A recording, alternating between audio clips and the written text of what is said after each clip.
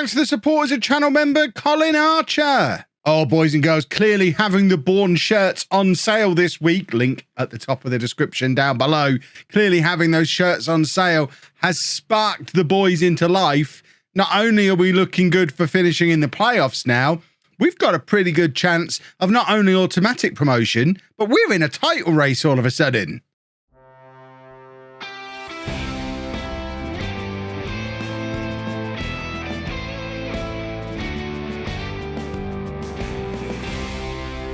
Hello and welcome to part 50 of Bourne in the USA. I'm Kevin. Coming up on today's episode, we have two games for you in the league. We're at home against Orange County, away against Gotchi Academy. Since you were last with me, we have continued our winning streak. He says we actually drew our last game. We've continued our unbeaten run, which now goes all the way back to October. It's now the 20th of March, but we are unbeaten in like close to half the season now. And that also included, what is that, a 9-match winning run, which has propelled us up the league. As you can see, 33 games played now, so 9 remaining. We're actually level on points at the top of the table, 67 points, level with Carolina. We've moved ahead of El Paso, who we still have to play, and starting to open up a little bit of a gap behind us three. It's looking like a 3-horse race for the league title, and we are part of it. Orange County, who we play first, are down in the relegation zone, so I'd like to think we can continue our unbeaten run and get a new winning streak up and running, but things are all of a sudden looking very good for Bourne. Let's win a football match today. That would be lovely. So we're going with Vasquez in goal, a back four of Solis, Beck Nazarov, Brook and Hansen, Paulus and Gomez in midfield, Williams and Huyan supporting Stone and Hernandez up front. This is the 11. This is the 11 that have been together pretty much all the way through this run, certainly the run of consecutive victories.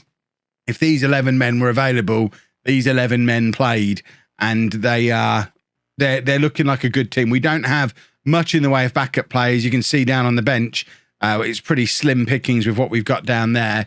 But if we can keep these boys fit and keep them together and keep them playing, this is it. This is anybody's to win. We could actually win a league title, which would be absolutely delicious.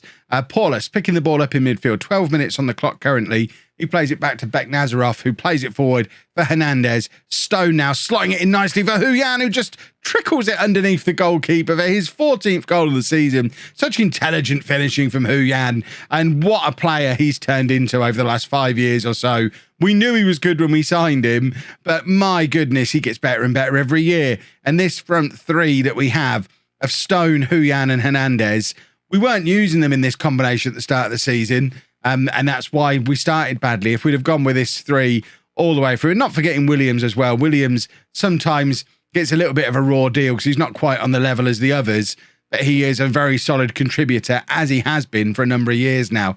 Gomez now from the edge of the area plays it into Stone, who slots it to Huyan, who's got his second of the game. 20 minutes gone, 2-0 to Bourne. We are top of the league as things stand. I need to check in on the Carolina game to see how they're getting on.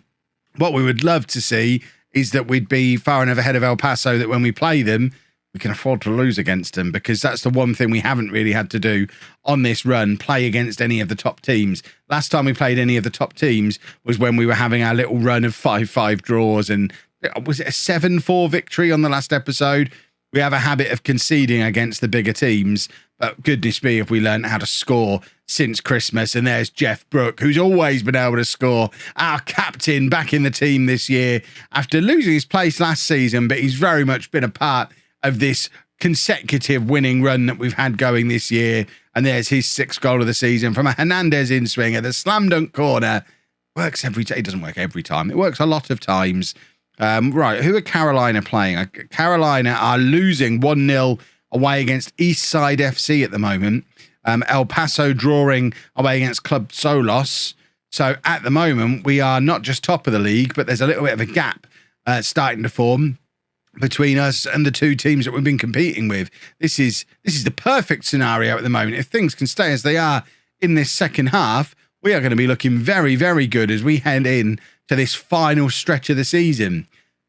Shot from range from Orange County that's gone. I couldn't remember who we were playing there. Orange County. Shot from them that goes wide from range. Never really threatening the goalkeeper, and we are fully in control of this game. XG only showing as a 1, so it shows how good our finishing has been now. It's just an episode or two ago where I was complaining about how poor our finishing had got, and we've certainly turned that on its head in recent weeks, and we are scoring lots of goals all the time. And 3-0 with 25 minutes left. You'd like to think this one is done. Carolina now 2-0 down away from home. That's a huge result for us. And let's have a look what we've got going on down on this bench. I mean, I've got a bit of a habit on this run of not really making substitutions. It's probably a bad habit to get into because fitness-wise, it's not going to be doing me any good at all. But I've really not been doing a lot of substitutions because I don't want to rock the boat at all. Right, theoretically, Hansen can go to left back. We've not actually tried him there, but Solis is starting to tire a little bit. I mean, to be fair, several of them are. We could probably freshen a few things up. With 10 minutes to go, Roca can come on for Hernandez, and we can bring Antonio on in midfield as well and just protect his yellow card, freshen a few things up in areas that potentially need threatening. It looks like El Paso have gone ahead in their game, so the little bit of daylight that we had between us and the chasing pack has been eliminated by them going ahead in their game, but Carolina have been pushed back to 3 points behind us. I nearly didn't do a team talk. That would have been disastrous. We're all about momentum and morale at the moment. Let's not kill it by accidentally getting a little bit spacebar happy and forgetting to do a team talk. But there is your confirmation of the result. We should get a confirmation of the league table any moment now once the game finishes, faffing around doing what it's doing. So there's your result. It's El Paso winning 3-1 away against Club Zolos, 2 relatively late goals, but Carolina losing 2-0 away against Eastside. Like I say, it's huge. And there's a big gap then back to Patiadors. So, I mean, if we don't end up automatically promoted now, it means, I mean, it doesn't mean anything. There's a 3-point gap at the moment. Let's not count our chickens before they're hatched. There's still 8 games to go, I think. But we are looking very, very good. We now go away from home to Gotchi Academy. We've just got to keep picking up wins. Couple of changes needed for the next game. After saying I wanted to keep that team together for the duration, Paulus is suspended and Beck Nazarov is away on international duty. So Marco Antonio coming into the midfield, Arriaga coming in at back. Thankfully, they're 2 players we've used and are used to using. Antonio scoring that great goal on his debut, I think, in the last episode. And Arriaga, of course, was a massive part of the team last year, although has lost his place this year to the combination of Beck Nazarov and Brook taking over as our centre-back partnership. But Arriaga, certainly wouldn't expect him to let us down, and we know he's a big threat from these set pieces as well, as I was hoping he was going to show there to make me look like a commentary genius, but it was aimed at Brook, and he can't direct his header goalwards, and we've got a little bit of a counter-attack situation going on here. Gotchi are down in 22nd place in this league. They are rock bottom.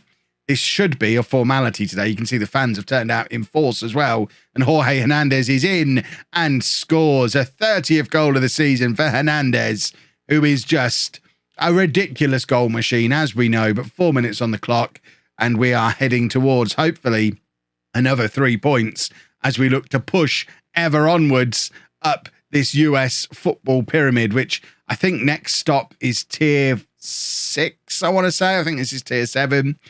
National League 1 is above this, which would be tier 6. And then there's the National League Premier. And then I think it's League 2, League 1 Championship, Premier League, same as how it is in England. So hopefully other results continue to go our way today as well.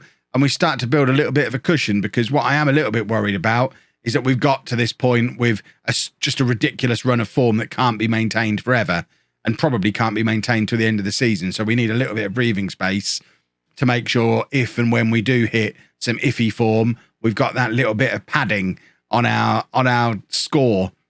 That's good football talk. Stone's fouled here for the penalty. He's got it, taken himself, hopefully to put us 2-0 up, and it's saved. And that's the second penalty I've seen Stephen Stone miss today.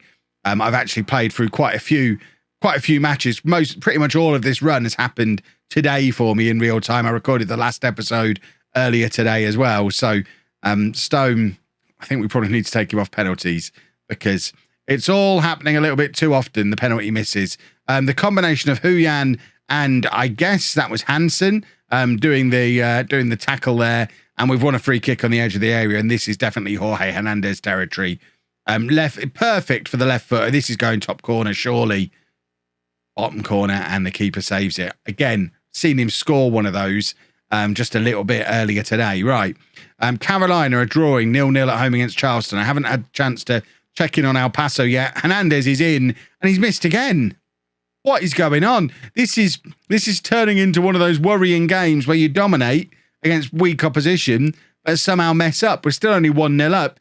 Despite we must have an XG of about 2 by now. Huyan with the cross. Hernandez is there, and his header's missed again. It's gone over this time. Our XG is on 1.9 after 20 minutes, and we're only 1-0 up. Cross comes in now for Gotchi, and Williams is trying to get a breakaway on. We've got 2, in fact, 3 on 2, 4 on, well, not quite 4 on 2. They've caught up a little bit, but Huyan's clear here, and that, well, I was about to start talking in superlatives about the quality of the finish, but he actually hit it wide somehow. And that is a massive, massive miss from Huyan now. They're all at it. Stone's missed a penalty. Hernandez has missed a sitter.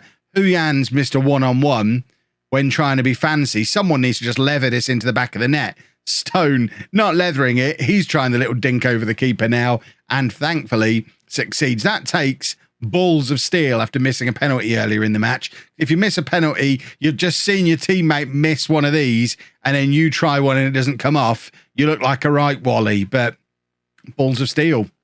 Stephen Stone puts us 2-0 up and now we can start looking at other games again. Carolina still drawing at home. El Paso, I can't see just yet. We'll check in on them as we get into the second half and try and work out what's going on with them. It's El Paso who were the team who were 1 point behind us at the start of play. So they're the one who we're most concerned about at this stage because we want to win the league. It's not just about automatic promotion. We want to win the league now. We're playing so well, we're starting to think in terms of finishing first. Huyan with the cross. It's cleared relatively comfortably, but only as far as Gomez, who plays it all the way back to Jeff Brook, who lumps it forward, and there's nobody there. But Hansen with the early cross back in from deep, and Hernandez with a header that goes over as Hernandez misses again. El Paso 1-1 at home to Golden State at the moment. So as things stand, we're 3 points clear of El Paso, who are behind us in second place, 5 points ahead of Carolina in third. I mean, I said I'm more interested in El Paso, but actually that gap between us and the first of the chasing pack is starting to grow. With only 7 games remaining after this one, a 5-point gap. It's starting to look a lot like automatic promotion around these parts. And Jorge Hernandez is in again. He's never scoring from there. Probably should be looking to play that into the path of one of the on-rushing midfielders. He doesn't. It bobbles free to Williams. Now Stone and Huyan trying to be clever on the edge of the area. It ends up back with Brook again. There's nothing clever about Jeff Brook, and he just lumps it forward, looking for Stone, and actually misses him this time. But Gomez has won the ball back in midfield. And I thought for a second there, he was going to break all the FM21 rules and actually come away with the ball. He won 2 tackles, but obviously the opposition still ended up with the ball because that's how tackling works in FM21. Gotchi on the attack here, and we need somebody to get a foot in or get a clearance or get a block or just, let them shoot high over the crossbar from the edge of the area. I guess that's the alternative. I'm checking fitness levels. I'm not desperate to bring anybody on off the bench. We've already got 2 of our usual reserves on. I'm looking at what's down on the bench and I'm not really inspired by any of it. So if we can avoid having to make a substitution today, that would be lovely. Of course, if we grab a third goal, we'll probably rest some players for subsequent games. But as far as I'm concerned, at 2-0, if everybody's fit, everybody can stay on the pitch because we don't need to rock the boat too much and risk letting our opponents back into the game. And it looks like fitness levels are just about where we'd want them to be. So no substitutions today, just a comfortable 2-0 win. I didn't check in late in the second half how our 2 rivals were getting on, so I'm not quite sure what the implications for the league are, but fingers crossed that 5-point gap is still in there and we can start to look ahead to hopefully a promotion in our future. It's down to a 4-point gap, so El Paso must have grabbed a point from somewhere. I guess they were behind before. But there is a 3-point gap back to Carolina as well. So 4 points is a lot to catch up, especially when we've got El Paso still to play. That game, effectively, if we beat El Paso there, we've all but done it.